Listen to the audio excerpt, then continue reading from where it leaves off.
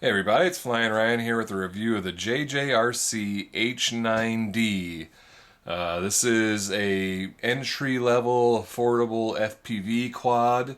I know a lot of people have really been looking forward to this, and a lot of people want to know about it, and there's a lot to say about it, so I'll try to get through it all, and I've got a lot to cover. Unfortunately, a lot of it is not good. Pretty disappointed with this on several levels. We'll start with the good. I mean, it looks really cool. I love the design. It kind of has this spaceship look, and the landing gear kind of cool, like it's, kneeling, like it's some sort of living spaceship that is kneeled down and to land or something. So I really like the design and the colors. The prop guards look good. I wish the camera matched the color of the body like it does in the pictures. I don't know why the camera is white. Maybe that's just an early production thing, and they, eventually will fix that. But the camera kind of stands out like a sore thumb, and it looks really big and clunky.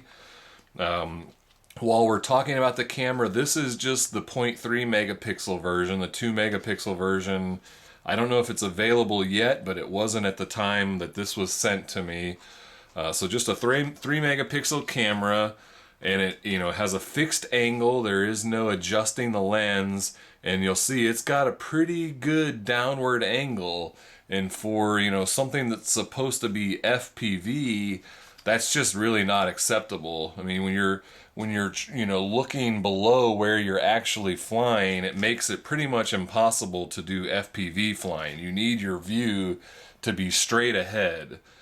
So I think really I wouldn't call this FPV as much as just aerial video with the ability to see in real time what you're filming. I don't think you're really going to be able to fly 100% just looking at the screen. You're more, line of sight flying, setting up your camera shot, and then you can, monitor it in real time from the display and make sure that you've got, captured what you want to capture. I think that's really what this is more about. It's not really FPV flying. But while we've got the transmitter out, I'll go ahead and cover this. So the screen does plug into the transmitter, so it's powered off the same batteries, and it's only, I think it was six AA batteries, but it goes through batteries pretty quick because it's powering the screen as well. Whereas some of the other FPV models, you charge the screen and it's got its own internal battery. So a little more convenient because you don't have to charge the screen, but now you're going to be going through your AA batteries much faster. But yeah, it does, it powers up with the transmitter, so when you turn the transmitter on, the screen, powers up on its own, and you've got some buttons here to view files and start and stop recording, and then up and down is for the brightness of the display. And there is a micro SD card slot there on the screen, or you've got, the transmitter doesn't stand up on its own. That the display weighs it down, so that's kind of annoying. You got to lay it down. But there is also a micro SD card slot on the camera itself, and it does come with a 2 gigabyte card. So if you put it on the camera itself, you still start filming from the buttons on the display here, but then it records to the card on the camera. So that way you're getting, video recorded straight to the card, instead of where if you record off the screen, any sort of, transmission interference you get, you're also going to pick up in your recording because you're just recording what the screen is displaying, whereas this is recording what's actually being filmed and there won't be any interference. So that would be the preferred place to put your memory card. Let's see. We've got a spare set of props, a card reader for the memory card, a USB charging cable, and a screwdriver. The battery is a 650 milliamp hour LiPo. It takes about an hour and 40 minutes to charge. In this form, with the prop guards and landing gear on, you only get about 5-minute flights. If you take off the prop guards and just have the landing gear, you get about 6-minute and 15-second flights. And if you take everything off and just have the camera, which you can, the camera is still clears the ground because of these motor landing feet, so you don't need these landing gear to be able to use the camera. So if you have just the quad and the camera, then you get 6-minute and 45-second flights. So I mean, you probably get even longer if you take the camera off, but then why are you flying this quad with no camera? So I didn't even measure that. But I think the camera could be removed, and it does plug in there. I don't know if you can hear that in the background or not. That's my cat's playing with some toys. You can recalibrate the accelerometer by holding both sticks down right. However, the manual says something else. It says like holding the flip button and then doing something. And basically the manual and the box in reality are 3 different things. So I think JJRC needs to slow down a little bit, stop releasing so much stuff, and get it right. Because I mean, there was just an absolute mess. I mean, there were so many weirdnesses that I started to doubt myself and question whether or not what I was seeing was real or what. Because the manual says that it flips. It has a whole section about doing flips. The box says that it flips here. It says here the left bumper is camera control and the right bumper is flip key. But yet the manual says that the right bumper is for changing the LEDs, and it says nothing about the left bumper. And in reality, both of these just change the LEDs. So you've got these LED pods here, and the front is solid red, but the back blue here flickers between a bunch of different colors. I mean, it changes like red, blue, purple. I think there's a few colors in there that it kind of randomly blinks between. And then if you press either of these shoulder buttons, it like changes the patterns of the blinking, or I don't know, it's so random and pointless that I couldn't even really make sense of what it was doing, more than just knowing that when I press a button, it would change the LEDs. So at first I thought when I was doing that, you know, the LEDs blinking were signaling that it was recording, but I checked the memory card and it didn't record anything.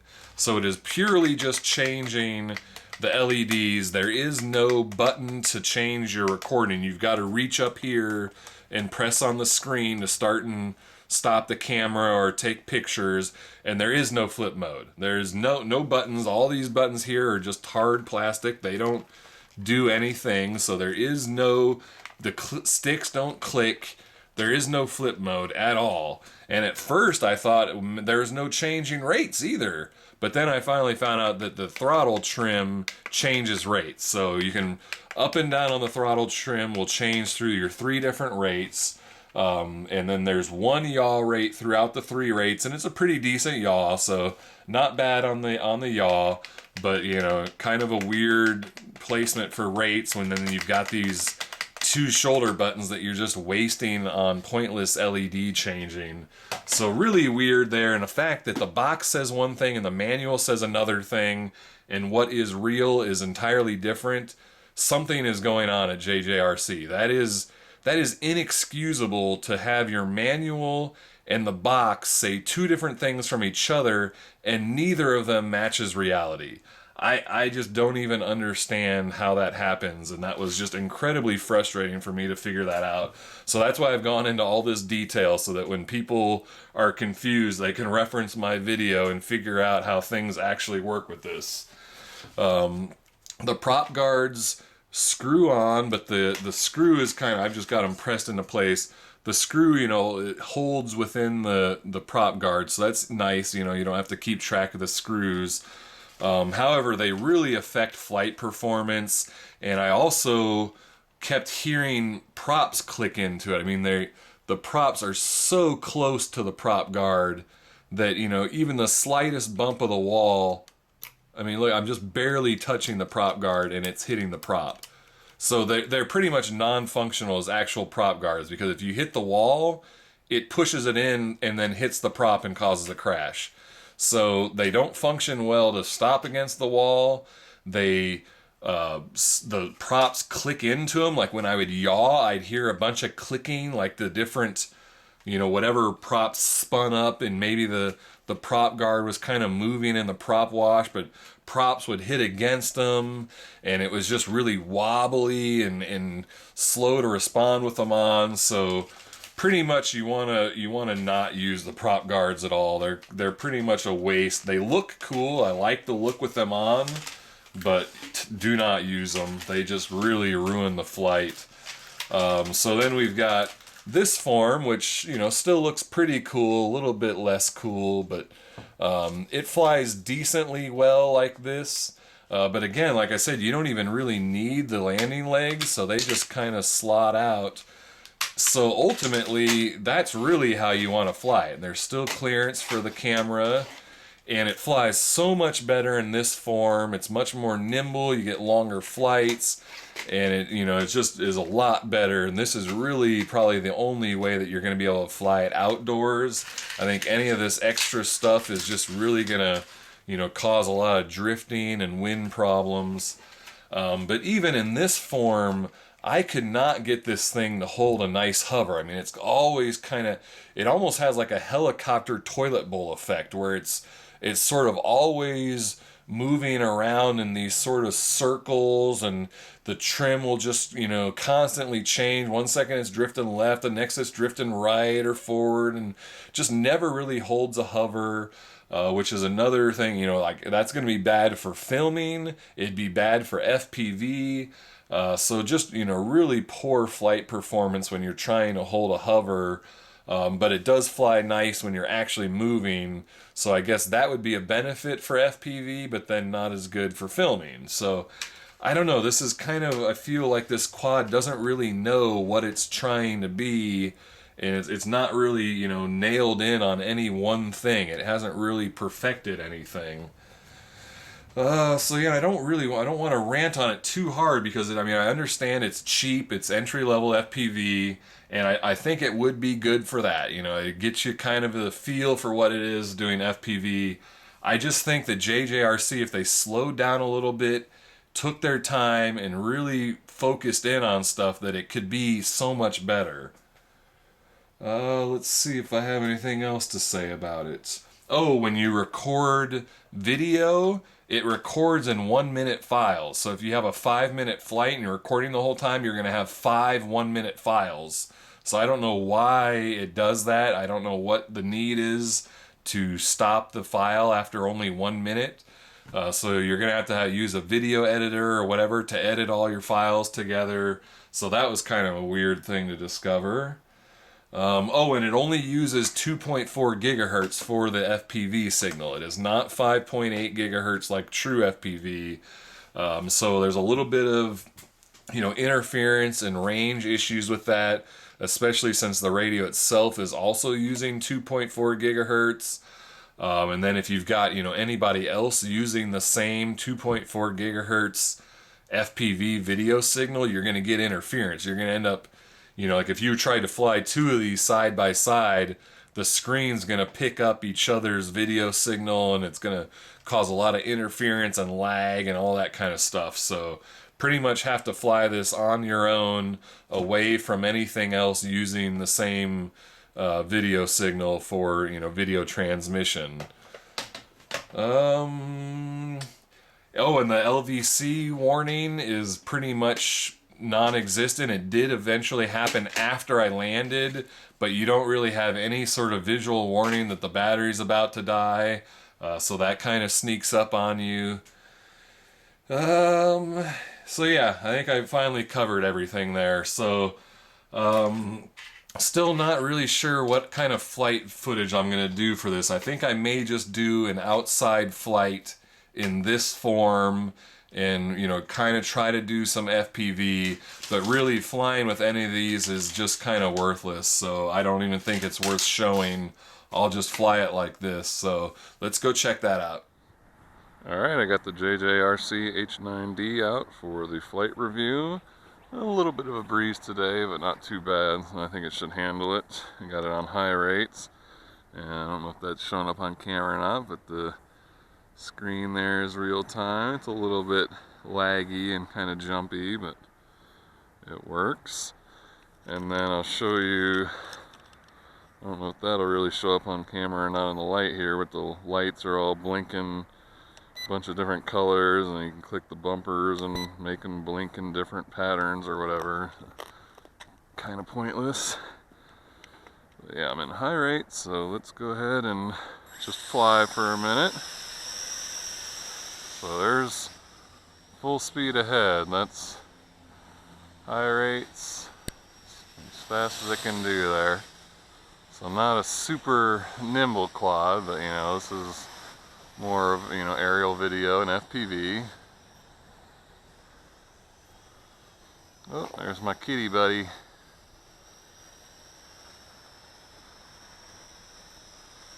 So let's see. Right bumper, move the sticks, nothing. Hold the right bumper, nothing. Left bumper, move the sticks, nothing. Hold the left bumper, move the sticks, nothing. So as far as I can tell, there's no flip mode, unless I am just not figuring something out. I do not see a flip mode, even though they've mentioned all over the box and everything about flipping it. I definitely don't see that being possible. So let's maybe try to do some FPV flying. Yeah, the camera angle is pretty low. I don't remember, is that lens adjustable? No, the lens is not adjustable. So the angle's pretty low for FPV flying. Yeah, I'm way up there and basically looking at the ground, especially when you're flying forward. So I'd say that's another ding against this being, you know, an actual FPV quad and more of, you know, aerial video quad with a kind of a real-time ability to check your shot. But I don't think you're gonna be actually flying FPV with this one. And I don't think that screen's probably showing up on camera at all. It's pretty dim.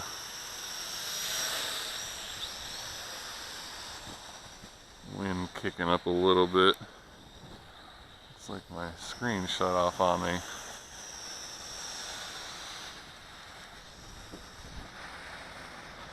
Yeah, I'm not having any luck trying to use this screen to fly. It's just the angle's too low, too much delay, not bright enough.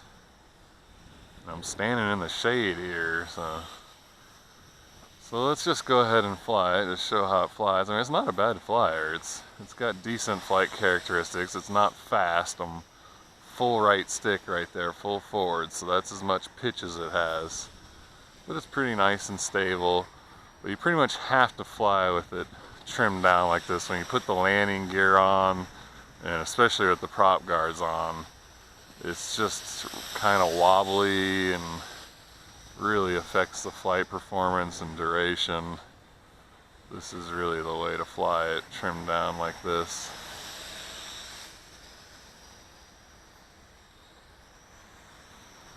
So let's oh,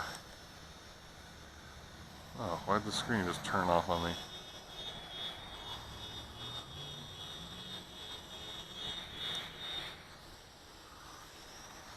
Okay, I think I'm recording now.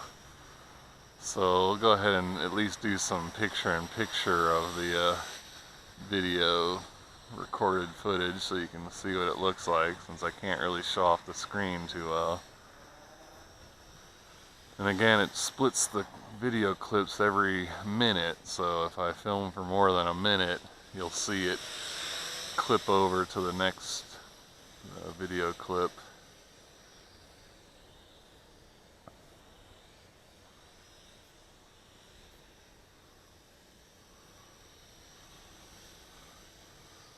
Again, not too bad of a flyer. Nice and stable and smooth, just not overly powerful. That was like that's full throttle there, trying to full throttle, full throttle, full throttle, full throttle, full throttle. So not a lot of power to work with, but if you keep it kind of smooth and precise, it's not bad.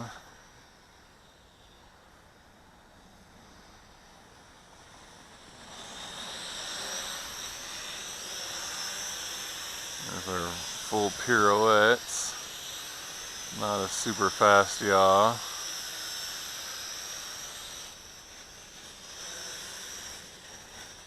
Oh, we're running out of power there. Let's go ahead and call that quits. Stop the recording. So I think that was a good example of what it can and cannot do. Again, I don't really think this is one for actual FPV flying. You can kind of get a taste for it, but you still need to stay line of sight and count on that for the most part. That camera angle is pretty low, so I was looking at the ground most of the time. But anyway, that's the flight review of the JJRC H9D. Thank you for watching. Please subscribe if you aren't already. Check the video description for price and purchase link, and I'll see you next time.